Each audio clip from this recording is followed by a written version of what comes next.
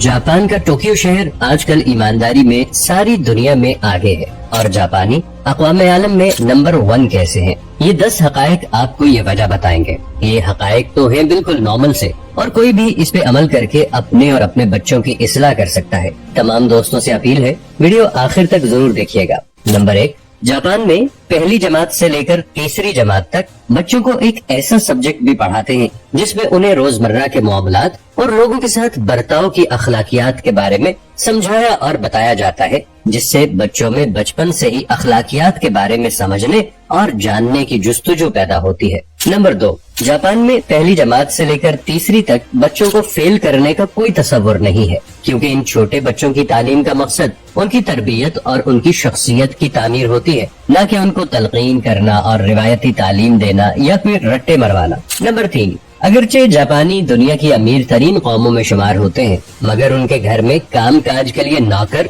और खादिम का कोई तसव्वुर नहीं पाया जाता। माँ बाप ही बच्चों और घर के जिम्मेदार होते हैं। नंबर 4, जापानी बच्चे रोजाना अपने असातिज़ा के साथ मिलकर 15 मिनट के लिए अपने स्कूल की झाड़ पोंछ और सफाई सुथराई करते हैं। इस मश्क का मकसद उन्हें अखलाकी तौर पर मुतवाज़े बनाना और अमली तौर पर सफाई पसंद बनाना होता है। नंबर 5, जापान में हर बच्चा अपना दांत साफ करने वाला ब्रश भी स्कूल साथ लेकर जाता है। स्कूल में खाने पीने के बाद उनसे दांत साफ करवाए जाते हैं। अपने बचपन ही से उनको अपनी सेहत का ख्याल रखने वाला बनाया जाता है। नंबर 6, जापान में सफाई का काम करने वाले को एक खास नाम से पुकारा जाता है, जिसका मतलब है हेल्थ इंजीनियर। इसकी तनख्वाह अमेरिकी डॉलर में 5,000 से 8,000 के दरमियान रहती है। इस मुलाजमत के लिए उम्मीदवार बाकायदा ज़बानी और तहरीरी इम्तिहान पास करते हैं। नंबर 7, स्कूलों में असातिज़ा और मुंतज़मीन खाने का मेयार जांचने और बच्चों की सलामती को यकीनी बनाने के लिए तलबा से आधा घंटा पहले खाना खाते हैं,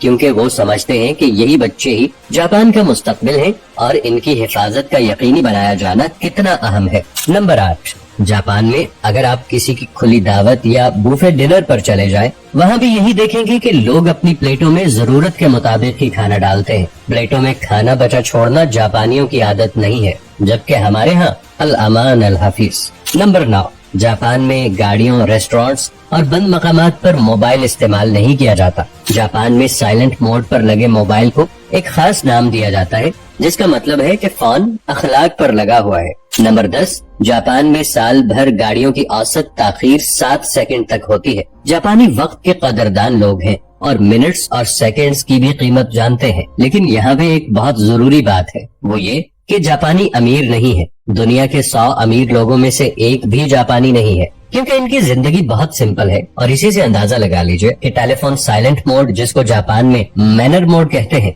और हमारे यहाँ बाइक में साइलेंसर भी मुंह फट करवाया जाता है ताकि मजीद शोर पैदा किया जा सके। दोस्तों, अगर आप भी आज के दौर में कामयाब होना चाहते हैं तो बराह करम इस वीडियो को इग्नोर मत कीजिएगा, बल्कि अपने बच्चों की तरबियत करें। अगर मुनासिब समझें तो ये पैगाम अपने दोस्तों के साथ भी जरूर शेयर कीजिएगा, ताकि इस्लाह का ये सिलसिला जारी रह सके। जज़ाकल्लाह।